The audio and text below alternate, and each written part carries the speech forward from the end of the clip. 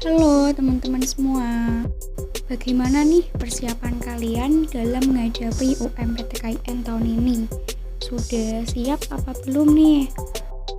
Oke, sebelum aku jelaskan mengenai tips and triknya agar lolos di UMPTKIN tahun ini, kalian jangan lupa like, komen, dan subscribe channel ini agar tetap bisa membuat konten-konten yang bermanfaat lainnya.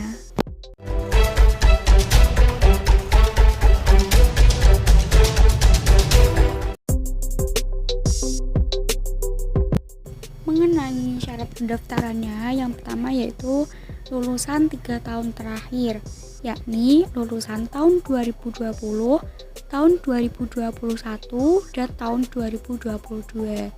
Berbeda dengan SPAN, kalau SPAN PTKIN kan hanya bisa diikuti dengan lulusan tahun ini.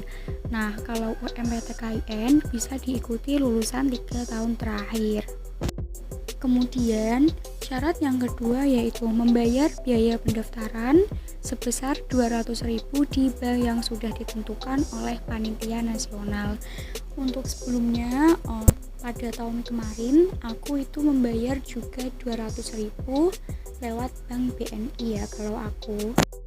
Untuk biayanya ini tidak bisa dikembalikan ya teman-teman.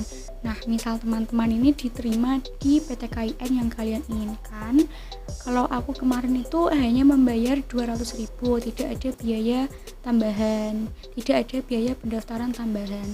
Nah, misalkan kalian teman-teman tidak diterima di PTKIN tersebut, itu uangnya juga tidak bisa dikembalikan.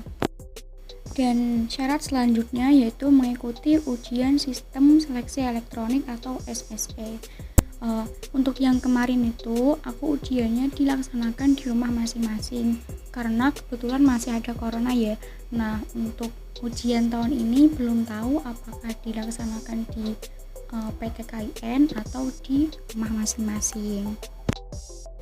Oke, selanjutnya yaitu kelompok ujian. Kelompok ujian di UMPTKIN itu ada dua, ada IPA dan IPS. Kelompok ujian peserta akan ditentukan berdasarkan pilihan prodi peserta. Apabila peserta memilih prodi IPA di semua pilihan, maka kelompok ujian peserta adalah IPA dan sebaliknya. Jadi, jika kalian memilih prodi IPA atau IPS, misalkan kalian memilih prodi IPA, maka pilihan program studi yang pertama yaitu harus IPA, harus kelompok IPA, dan yang kedua juga harus kelompok IPA, dan yang ketiga juga harus kelompok IPA. Jadi pilihan prodi kalian itu tidak bisa di-mix, tidak bisa dicampur antara IPA dan IPS. Misalkan pilihan prodi kalian yang pertama IPA, nanti yang 2 dan 3 juga IPA, dan sebaliknya. Misalkan pilihan prodi kalian yang pertama itu IPS, nanti yang kedua dan ketiga juga IPS. Tidak bisa dicampur. Kalau aku kemarin itu aku milih kelompok ujian IPS. Aku memilih program studi yang pertama yaitu manajemen bisnis, yang kedua itu perbankan, dan yang ketiga itu akuntansi. Jadi tidak bisa dicampur antara IPA dan IPS. Nah, misalkan kalian yang pertama itu memilih manajemen, nah terus yang kedua itu memilih biologi, itu tidak boleh ya, tidak boleh dicampur. Oke, kemudian kelompok ujian dapat memilih minimal 1 prodi dan maksimal 3 prodi. Oke, untuk aku itu kemarin memilih 3 prodi. Yang pertama itu manajemen bisnis, kemudian perbankan, dan ketiga itu akuntansi. Jadi itu untuk urutannya kalian sesuaikan kepada minat kalian. Nah, misalkan kalian inginnya ke manajemen, jadi manajemen itu ditaruh yang pertama. Nah, sedangkan pilihan kedua dan ketiga itu cadangan apabila kalian tidak diterima di pilihan yang pertama. Dan alhamdulillah aku itu kemarin diterima di pilihan yang pertama. Dan ini poin yang paling penting yang kalian harus ingat-ingat. Nah, kalau di UMPTKIN ini kalian bisa lintas jurusan. Kemarin kan aku juga daftar SPAN PTKIN. aku tidak lolos karena aku itu lintas jurusan.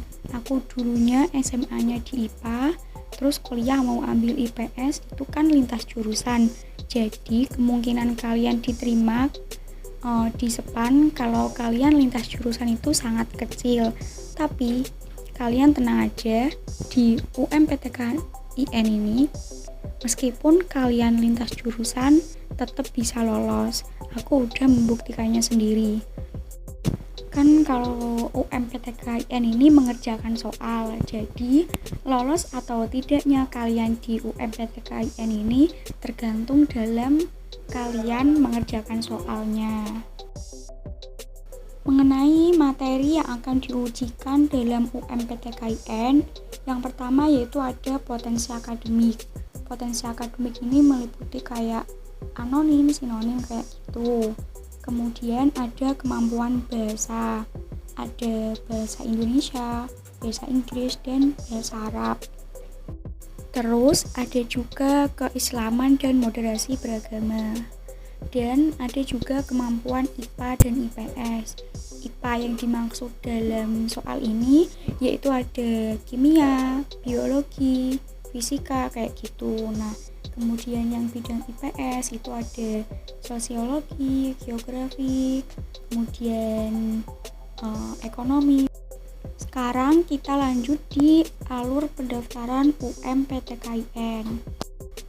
Yang pertama yaitu kalian login di websitenya UMPTKIN, kemudian kalian isi biodata lengkap kalian, dan kalian akan mendapatkan nomor SIP pembayaran.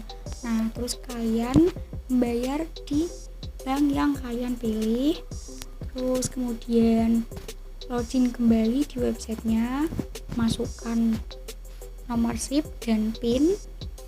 Kemudian kalian bisa memilih lokasi ujian, pilih program studi, dan cetak kartu peserta. Nanti kayak jadwal kalian ujian, terus waktunya itu udah diinfokan di kartu peserta tersebut. Dan yang terakhir yaitu ujian seleksi. Nah, pesan aku, kalian kerjakan ujian tersebut dengan serius dan bersungguh-sungguh, karena lolos atau tidaknya kalian itu ditentukan di tes tersebut. Untuk aku kemarin itu soalnya ada sekitar 100 soal dan dikasih waktu 2 jam. Saran aku, kalian kerjakan semua soal tersebut, jangan sampai ada yang kosong satupun, karena kan di situ itu misalnya kalian menjawab soal tapi salah, itu tidak ada pengurangan.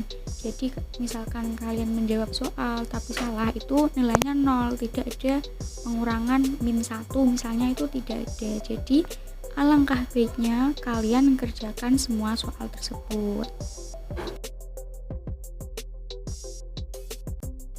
Oke, terima kasih buat teman-teman semua yang sudah tonton. Jangan lupa like dan komen dan subscribe channel ini. Sampai ketemu di konten selanjutnya. Bye bye.